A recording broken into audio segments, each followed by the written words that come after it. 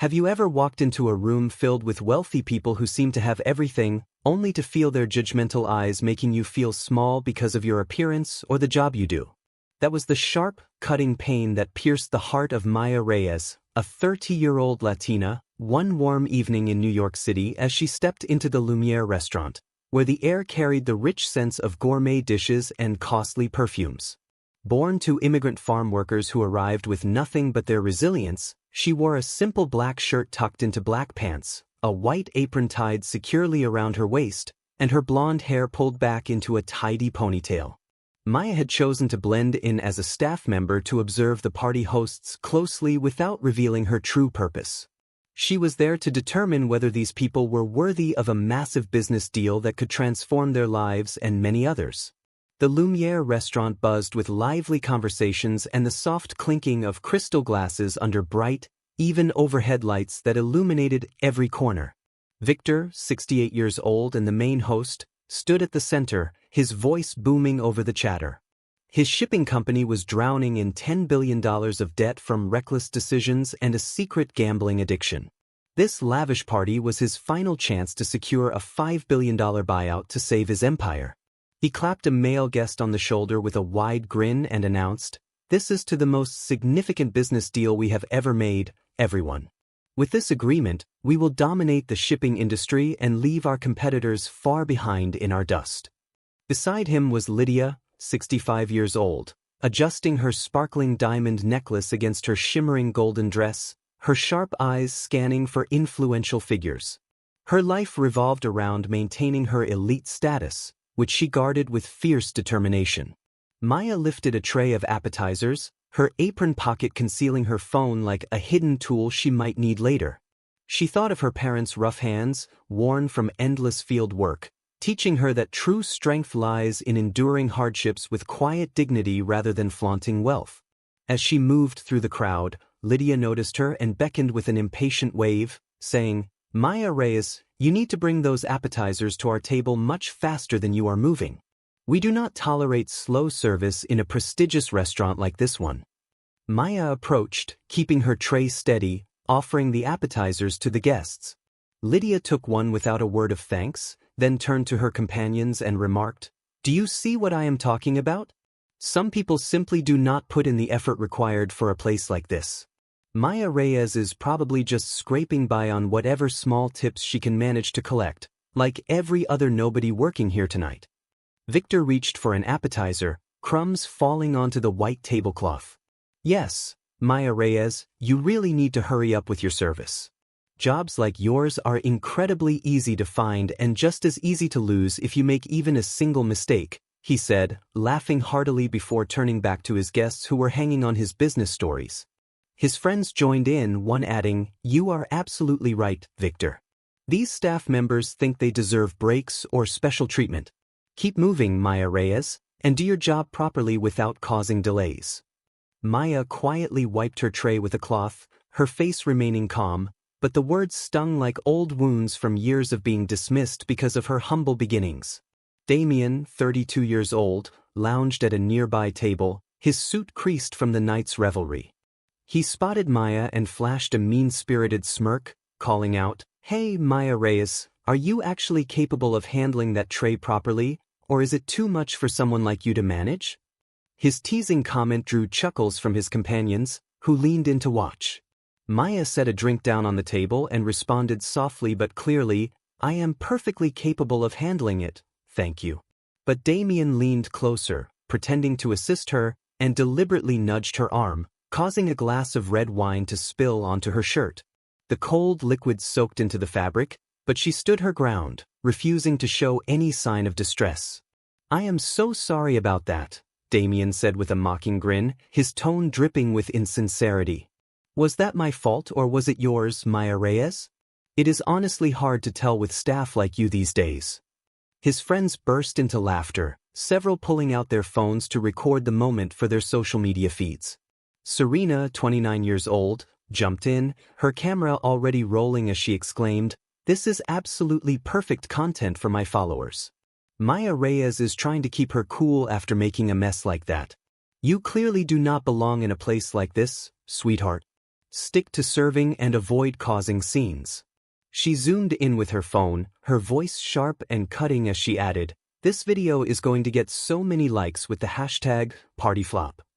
Everyone will love watching this online." Maya stood there, her shirt wet with wine, but her mind flashed to her parents' long, grueling days in the fields, where they were ignored and undervalued by those in charge. She had worked tirelessly to rise above that kind of treatment, to build something meaningful that could change lives. The crowd grew louder, eagerly sharing Serena's video across their social media platforms. Serena kept filming, her voice rising with excitement as she said, "Look at the expression on Maya Reyes's face right now. She actually thinks she is tough enough to handle this situation. Stay in your lane, Maya Reyes, and focus on serving us properly." Victor leaned toward Lydia and muttered, "These types of workers always end up causing some kind of trouble, don't they?" Lydia nodded in agreement, her eyes gleaming as she replied, "Exactly, which is why we always keep things exclusive and high-class at events like this one." A female guest in a glittering silver dress pointed at another staff member, a young woman carrying a tray of drinks, and remarked, "Look at that one over there, rushing around like she is terrified of making a mistake. It is almost pathetic to watch her try so hard." The drink server's face flushed red with embarrassment, but she continued moving quickly to avoid further criticism. Maya handed out more appetizers, her hands steady despite the mounting mockery. A man in a sharp tuxedo snapped at a young man mopping the floor nearby, saying, "You missed a spot on the floor, kid. You are just as useless as Maya Reyes over there." Victor raised his glass high, drawing the attention of the entire room as he declared, "This evening is all about celebrating our biggest wins, not dealing with little losers like Maya Reyes scurrying around us." The guests cheered loudly, but he pointed directly at her and continued, "Maya Reyes, get us more drinks right now without any delays." Lydia chimed in, her voice dripping with amusement, "Oh, Victor, you are being a bit harsh, but you are absolutely right. People like Maya Reyes are here to work for us, not to complain or act like they matter." Damien high-fived one of his friends, adding, "Yes, Maya Reyes, step up your game immediately. Otherwise, we will find better staff who know their place in a place like this." Serena leaned closer, her phone still recording as she said, "Smile for my social media story, Maya Reyes. Your grumpy face is perfect for showing what happens when the help forgets their role in a place like this." The guests clapped, one shouting at the drink server, "Move faster, lady, or you will be out of a job before the night is over." The atmosphere grew heavy with their cruelty, but Maya absorbed it silently, her resolve unshaken.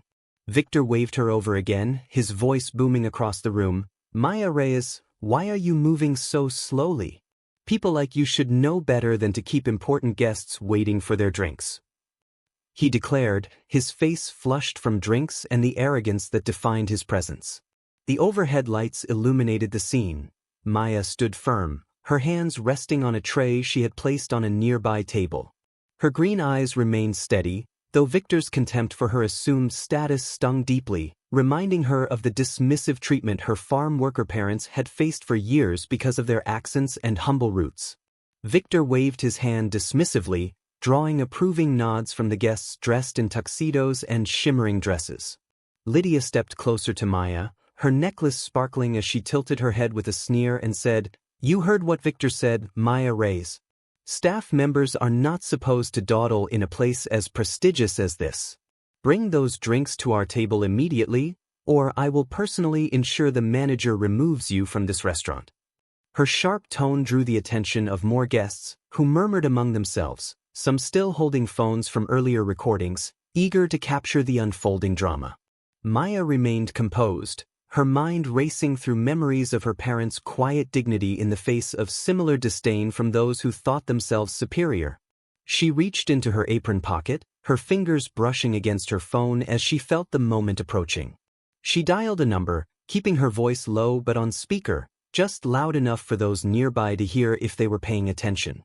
"This is Maya Reyes speaking. I need you to stop the deal immediately. All $5 billion of it." The voice on the other end paused, clearly surprised, and asked, "Are you absolutely sure about this decision? The papers are ready for signing tonight." Maya glanced at the laughing crowd, her resolve hardening as she replied, "Yes, I am completely sure. Redirect all of it into the new fund for Latinx and immigrant startups. Make it happen right now, with no delays." She hung up, sliding the phone back into her pocket with a steady hand. Victor caught the word billion and froze, his laugh fading mid-breath as he turned toward her, asking, "What did you just say on that phone call, Maya Reyes? What deal are you talking about?" Lydia's eyes narrowed, her glass still in hand as she demanded, "Who exactly are you calling during your shift, Maya Reyes? This is not your break time, young lady, and you know it." Damien stepped closer, his smirk faltering for the first time as he said, "Put that phone down right now, Maya Reyes. You are making a complete fool of yourself in front of everyone here." Serena kept filming, though her voice wavered slightly as she whispered to her phone, "This is a drama alert, everyone. This is getting very strange and intense." Guests nearby began whispering among themselves, one saying, "Did Maya Reyes just mention $5 billion? That sounds like the Nexus deal number, doesn't it?" Maya stood tall, her voice firm and unwavering as she responded, "You heard exactly what I said. The deal you were counting on is gone, completely finished." The tension in the room spiked like a sudden jolt of electricity, with guests shifting nervously in their seats, some exchanging uneasy glances. A woman in a suit leaned toward her husband and muttered, $5 billion? That is the buyout they have been bragging about all night. Damien's face reddened with a mix of confusion and anger as he shouted, "What kind of game are you trying to play here, Maya Reyes? You are nobody, just a worker in this restaurant." Serena's phone wavered in her hand as she said, "She has to be lying, right? My comments are saying we should kick Maya Reyes out before this gets worse." Victor signaled to two guards standing by the restaurant's entrance, saying, "Get Maya Reyes out of here immediately. People like her cause nothing but trouble in a place like this." The guards moved toward her, their expressions professional but hesitant, unsure of the situation. Maya raised a hand, her voice cutting through the noise as she said, "Wait just a moment. You want to know who I really am?" Lydia scoffed, her voice sharp and dismissive as she replied, "We do not care who you think you are, Maya Reyes. You are nothing, just another worker like every other insignificant staff member in this restaurant." Guests crowded closer, some quietly deleting videos from their phones, sensing a shift in the room's atmosphere. Damien shouted, his voice rising with frustration, "Yes, you are nothing, Maya Reyes. Just like that mop kid or the drink girl, you are out of here if we say so." Victor waved the guards forward impatiently, saying, "Take Maya Reyes away right now. This party is for real players, not for whiners like her who disrupt everything." Maya felt the old anger from her farm days surge inside her, memories of her parents facing down similar bullies who dismissed them for their humble roots, but she channeled it into calm resolve, guided by their patience. She reached into her apron pocket and pulled out a small metal card, its surface glinting under the restaurant's bright lights. She held it out to Victor and said, "Take this and read it carefully." He grabbed it, his eyes scanning the etched words, then froze, his hand trembling visibly as he read aloud. This says, "Maya Reyes, CEO of Nexus Innovations." Lydia snatched the card from him, her voice breaking with shock as she exclaimed, "No, that is impossible. This cannot be right." Damien leaned in, his face draining of color as he stammered, "Nexus? That is our deal partner? Maya Reyes, you are the one in charge." Serena's phone dropped to her side, her voice barely a whisper as she said, "The $5 billion? Maya Reyes is the one controlling it." Guests gasped, their cameras now turning to the hosts, capturing their stunned expressions. Victor stammered, his voice weak and shaking, "Maya Reyes, you are the CEO of Nexus Innovations? But you are standing here working as a waitress?" Maya nodded slowly, her green eyes unwavering as she replied, "Yes, I am. And you have shown me exactly who you are tonight with your cruel behavior toward me and the other workers here." Lydia stumbled back, gripping the edge of a chair, her face crumpling as she said, "This has to be a mistake, Maya Reyes. You cannot possibly cancel a $5 billion deal just because of a few harsh words we said." Her voice rose, desperate, drawing the eyes of nearby diners who had paused their meals to watch the unfolding drama. Maya stepped forward, her posture commanding as she responded, "It was not just a few words. You mocked me, Maya Reyes, my heritage and my job. You mocked every single worker in this room, him." She nodded toward the young man mopping the floor, his head still bowed in embarrassment, "and her." She pointed to the young woman rushing with a drink pitcher, her eyes lowered to avoid the chaos. "You thought we were all nothing simply because of our jobs or where we come from, and that kind of cruelty is unacceptable." Damien pushed through the crowd, his face red with a mix of anger and fear as he shouted, "So what are you saying, Maya Reyes? You are going to ruin us over a few jokes we made? That deal was our lifeline, the only thing keeping our family's business from collapsing completely." Serena grabbed his arm, her voice trembling as she said, "Be quiet, Damien. Maya Reyes is serious about this. Look at my phone. My followers are going crazy over this." She held up her screen, where hashtags like Lumiere Takedown were trending rapidly, with comments flooding in that condemned the host's cruelty. Victor turned to Maya, his eyes wet with desperation as he pleaded, "Please, Maya Reyes, we had no idea it was you. If we had known who you were, we would never have treated you that way. Please reconsider your decision." His voice was raw, his usual confidence shattered as he stood before her. Maya cut him off, her voice calm but sharp as she replied, "That is exactly the problem, Victor. You did not need to know my title or my position to treat Maya Reyes like a human being. You did not need to know who I am to show respect to me, or to the man mopping the floor, or to the woman serving your drinks. You chose to be cruel because you believed we were beneath you, and that choice has consequences." Guests shifted uncomfortably, some quietly moving toward the restaurant's glass doors, their phones now turned off as they sensed the gravity of the situation. A man in a suit, who had laughed at Maya earlier, leaned toward his wife and muttered, "If Maya Reyes cancels our contracts too, our company is finished." His wife nodded, clutching her purse tightly, her face pale with worry. Lydia sank into a chair, her hands covering her face as she whispered, "We are completely ruined, Maya Reyes. My reputation, our place in this city, it is all gone because of this." Her voice trembled, her usual poise shattered. Victor tried again, his voice breaking as he said, "Maya Reyes, I am begging you to have mercy on us. That deal was everything to us. Without it, we are facing bankruptcy, and my children will lose their entire inheritance." He gestured to Damien and Serena, their earlier smirks replaced with expressions of dread and disbelief. Maya's expression remained firm, unshaken by their pleas as she responded, "You had wealth, power, and the opportunity to act with decency. You threw all of that away just to feel superior for one night. Now you will experience what it feels like to be treated as if you are nothing." Serena's eyes welled up with tears, her makeup smudging as she clutched her phone tightly and cried, "Daddy, you have to fix this. We are important people, nobody does this to us." Damien hissed at her, his voice low and urgent. "Stop it, Serena, Maya Reyes is not bluffing.